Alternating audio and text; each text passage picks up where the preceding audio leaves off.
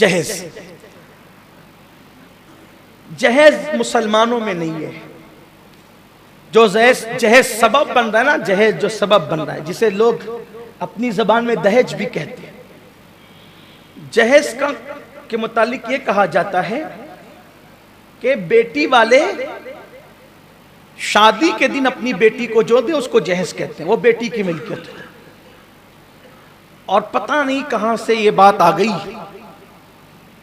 کہ جہیز دینا سنت ہے. جہیز دینا اس لیے لوگ دے رہے ہیں. اب لوگ دے رہے ہیں تو کچھ بھکاری لوگ مانگ بھی رہے ہیں. ہنسنے کی بات نہیں ہے، دل کے جذبات ہیں. بلکہ خوبصورت بیٹیاں، پڑھی لکھی بیٹیاں غریبوں کی اسی لیے بیٹھی ہوئی ہیں کہ ان کے پاس بھیک دینے کے لیے کچھ نہیں. ایک جگہ رشتہ طے ہوا، ابھی ہمارے سنی دعوت اسلامی کے ایک بہت بڑی برانچ کے نگراں ہیں، نام نہیں لوں گا، ان کی بھتیجی کا رشتہ طے ہوا، منگنی بھی ہو گئی. انہوں نے مجھے فون کیا. منگنی کے بعد جو ہے وہ دولہا کا باپ یعنی دلہن کا سسر وہ کہتے ہیں کہ وہ تو آپ نے بری اتنی نہیں لیا اور ایسا ہوا ویسا ہوا یہ ہوا وہ ہوا. میں نے ان سے کہا ختم کر دیا جلدی سے. میں اس طرح کی بات نہیں، میری طبیعت میں بہت جوڑنا ہے، توڑنے کی بات کبھی نہیں کرتا، لیکن اچھی طرح سے بزرگوں کے ساتھ بیٹھ کر تجربہ ہے. اس لیے کہ جو بیٹی لے کر خوش نہ ہو، توجہ کریں میرے جملے پہ، جو بیٹی لے کر خوش نہ ہو، آخر آپ کیا دے دیں گے تو وہ خوش ہوگا؟ آپ کیا دیں گے تو وہ خوش ہوگا؟ ہے کوئی بات؟ ارے بیٹی سے جب وہ خوش نہیں ہو رہا ہے، اب بیٹی سے بڑی بھی کوئی چیز ہے دینے کی؟ جو بیٹی لے کے خوش نہ ہو، کیا لے کے خوش ہوگا؟ وہ کبھی خوش نہیں ہوگا آپ سے. اس لیے ایسے لوگوں سے رشتہ داری کرنا ہی نہیں. مت کرو، مت کرو. غریب سے غریب کے ساتھ بھی عادل، لالچیوں کے ساتھ اس کی لالچ کبھی نہیں بھرے گی. کچھ ہمارے بزرگوں نے لکھ دیا ہے کتابوں کے اندر کہ جہیز دینا سنت ہے، لیکن میں یہاں تھوڑا سا معذرت کرتے ہوئے، یہ جو آپ نے اس اینگل سے دیکھا نا کہ جہیز دینا سنت ہے، میں کہتا ہوں کوئی جہیز دینا سنت نہیں ہے، کچھ سنت نہیں، کوئی جہیز دینا سنت نہیں. اس کو دوسرے اینگل سے آپ دیکھیں. میں یہ تو نہیں کہوں گا کہ میری یہ تحقیق ہے، کیونکہ میں کوئی محقق آدمی نہیں ہوں، فقیر ہوں. آپ ایک فقیر کی بڑھ سمجھ کے سن لیں، پسند آئے تو قبول، نہیں پسند آئے تو یہیں چھوڑ کے چلے جاؤ، کوئی بات. اتنی تو سب سمجھ میں آ گئی نا جو میں نے قرآن حدیث سے ٹچ میں کہی ہے، لیکن یہ میں اپنے ذہن کی کہہ رہا ہوں. دیکھنے کا انداز بدلو. جہیز سنت سنت، اس کی فہرست بھی ہے، چکی، بسترا، 8 10 20 برتن جو بھی ہے. 8 10 20 برتن آپ سنت بتاتے تو لوگ 80 مانگتے ہی ہیں، دینا ہی پڑتا ہے. اس کو دوسرے اینگل سے دیکھو. آپ بات اگر سمجھ میں آئے تو لے لینا، ورنہ چھوڑ دینا. پھر کہتا ہوں کوئی مناظرہ، کوئی بحث بازی کے لیے یہ ورق نہیں کھول رہا ہوں، ہاں جس کی مرضی آئے، لیکن ایک بات اینگل دیکھنے کا اینگل. پانی کا گلاس ہے، آدھا بھرا ہوا ہے آدھا خالی ہے. آپ پوچھیں گے کہ کیا ہے، کوئی کہے گا آدھا خالی ہے، کوئی کہے گا آدھا بھرا ہے. کون جھوٹ بول رہا ہے؟ کون جھوٹ بول رہا ہے؟ دونوں صحیح بول رہے ہیں. تو میری بات بھی صحیح ہے. آپ کہتے ہو سیدہ فاطمہ کو جہیز دیا، میں کہتا ہوں نہیں دیا. فاطمہ الزہرا کو کوئی جہیز نہیں دیا. کفیر وہ دیا وہ کیا تھا؟ میں نے کہا مجھے جو بات سمجھ میں آتی وہ یہ ہے کہ اگر حضور سیدہ فاطمہ کو جہیز دیتے تو پھر حضور کی کوئی ایک بیٹی نہیں تھی سیدہ فاطمہ. ہم اہل سنت کے عقیدے میں حضور کی 4 بیٹیاں ہیں، ٹھیک؟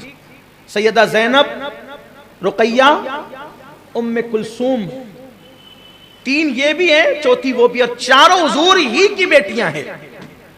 چاروں حضور ہی کی بیٹیاں ہیں. کوئی یوٹیوب پہ آ کر کتنا بھی بکے کہ یہ عمر بتاؤ اور وہ عمر بتاؤ. ہم قرآن پہ ایمان لائے، ہم تاریخ پر ایمان نہیں لائے. اور حضور کی 3 سے زائد بیٹیاں قرآن سے ثابت ہیں. حضور کی آج کل بیٹھ کر کے ہو رہا ہے نا کہ حضور کی 3 4 بیٹیاں نہیں تھی، حضور کی تو ایک ہی بیٹی تھی. تاریخ میں بتاؤ. ہم کہتے ہیں ہم تاریخ پہ ایمان نہیں لائے. اگر تاریخ اٹھا کے دیکھیں تو بھی تاریخ میں اور بھی کچھ ہے، تاریخ میں اور بھی کچھ ہے. ہم سیاہ حروف کے قائل نہیں، ہم قرآن مبین کے یہ بات چھڑ گئی ہے تو بول دوں، بات اختتام پہ لے جاتے ہوئے چکے، بات آ گئی ہے، بول سکتا ہوں، ٹائم ہو گیا زیادہ لیکن بولتا ہوں۔ سب کا ذہن آج جی کچھ لوگ کہہ رہے ہیں، کچھ لوگوں کے جی نہیں ہے اس میں، ہاں حضرت زبردستی کی جی ٹھیک ہے کوئی بات نہیں، سنتے تو ہم لوگ سنتے ہی رہتے ہیں، لیکن بات آج عنوان کوئی خاص ہے تو آج کر دوں۔ ہمیں چیلنج کیا جاتا ہے تاریخ سے بتاؤ، تاریخ سے بتاؤ، تاریخ سے بتاؤ، چھوڑ تیری تاریخ، ہم اسی تاریخ کو مانتے ہیں جو تاریخ قرآن و سنت سے مطابقت کرے، جو تاریخ قرآن و سنت کی مخالفت کرے، لکھنے والا کتنا بھی بڑا ہے ہم اس کو جوتے کی نوک پہ رکھتے ہیں۔ حضور کی 3 سے زائد بیٹیاں قرآن سے ثابت ہے، قرآن کہتا ہے یا ایھا النبی قل لازواجک وبناتک ونساء المؤمنین، اے نبی قل بولیے، فرمائیے، کس سے؟ لازواجک اپنی بیویوں سے، وبناتک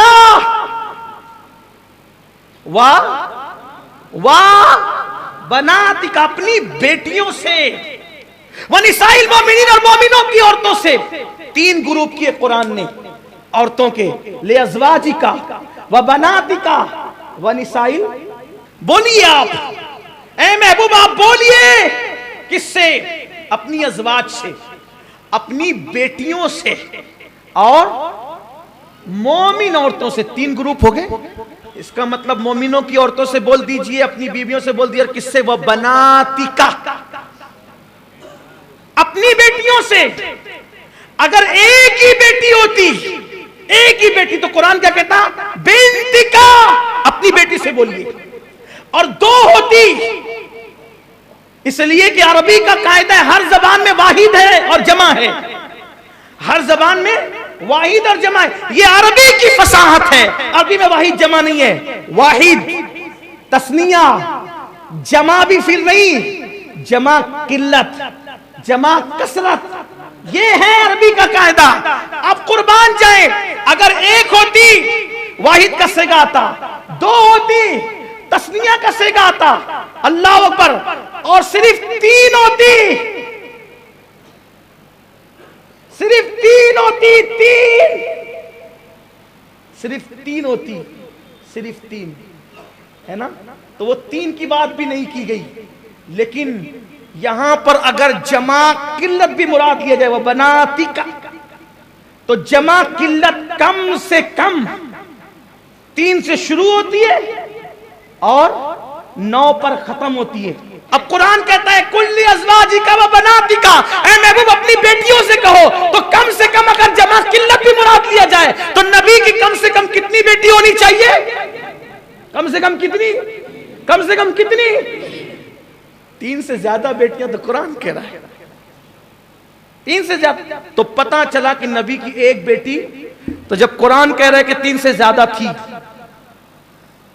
جب قرآن کہہ رہا ہے کہ 3 سے زیادہ تھی، تو کیوں کہتا ہے کہ ایک تھی؟ نہیں ثابت کر سکتے، قرآن ہے۔ بہرحال تو حضور علیہ السلام کے بارے میں اگر یہ کہتے ہیں کہ انہوں نے سیدہ فاطمہ کو جہیز دیا، سیدہ فاطمہ کو حضور کی ایک بیٹی تھوڑی تھی، سیدہ زینب کو دیا، وہ ثابت کرو، ام کلثوم کو دیا، وہ ثابت کرو، رقیہ کو دیا، وہ ثابت کرو۔ اور پتہ چلا اگر حضور ان کو دیتے تو ان کو بھی دیتے، حضور ان کو دیتے تو ان کو بھی دیتے۔ آپ کہیں گے وہ کیوں؟ وہ اس لیے کہ ایک عورت حضور علیہ السلام کی پیاری زوجہ ام المومنین حضرت عائشہ صدیقہ کے پاس آئی، اماں عائشہ نے اس کو کھجور دی، اماں عائشہ کے ہاتھ سے اس نے کھجور لی، اس کے ساتھ 2 بیٹیاں تھی، 2 ٹکڑے کیے، دونوں بیٹیوں کو دیے۔ جب وہ چلی گئی ام المومنین نے کہا یا رسول اللہ، یا رسول اللہ، میں نے اس کو کھجور دیا، اس کے ساتھ 2 بیٹیاں آئی تھی، میں نے اس کو ایک کھجور دی تو اس نے دونوں کے برابر برابر ٹکڑے کیے اور دونوں کو دیا۔ حضور نے فرمایا عائشہ اگر وہ ایک کھجور کے برابر ٹکڑے نہ کرتی اور کم زیادہ کرتی اور دونوں میں انصاف نہیں کرتی تو قیامت کے دن اس کو اللہ کی بارگاہ میں جواب دینا ہوتا کھجور کی تقسیم پر۔ یعنی یہ خود کی کھجور نہیں ہے، دوسرے کی دی ہوئی کھجور ہے، تو بھی دونوں بیٹیوں کو برابر برابر، کم زیادہ نہیں کیا۔ یہاں تو یہ ہے کہ کسی بیٹی کو کارخانہ پورا اٹھا کے دے دیا، کسی کو تراشن بھی نہیں، پوچھا جائے گا किसी बेटे को 4-4 घर दे दिया, किसी को एक से भी महरूम किया। पूछा जाएगा जब खजूर की तकसीम में बराबरी है तो जो रसूल खजूर की तकसीम में बराबरी का हुक्म दे, हुजूर से ये माज़अल्लाह कैसे मुमकिन है कि जो खजूर की तकसीम में बराबरी का हुक्म दे वो एक बेटी को जहेज दे दे और 3 बेटियों को कुछ ना दे। तो हुजूर ने फिर सैयदा फातिमा को जहेज दिया? नहीं दिया, लेकिन दिया तो ना। हुजूर के घर से चक्की गई थी ना, चमड़े का बिस्तर गया था ना, 2 तकिए गए थे ना, मशकीज़ा गया था। मैंने कहा बिल्कुल गया था हुजूर के घर से, लेकिन सैयदा फातिमा को नहीं गया था। बात असल ये है, जिस एंगल से मैं दिखाना चाहता हूँ ये है कि मौलाए कायनात हुजूर के सिर्फ दामाद ही नहीं है, हुजूर के चचाजाद भाई भी हैं।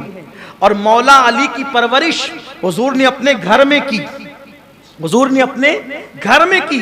मौलाए कायनात का कोई घर नहीं था, घर का सामान नहीं था। अगर बफर्ज़े मुहाल मौला अली का रिश्ता सैयदा फातिमा के साथ ना होता और किसी और के भी साथ होता तो बोलो उनके घर के सामान की जिम्मेदारी हुजूर के करम पर थी कि नहीं थी?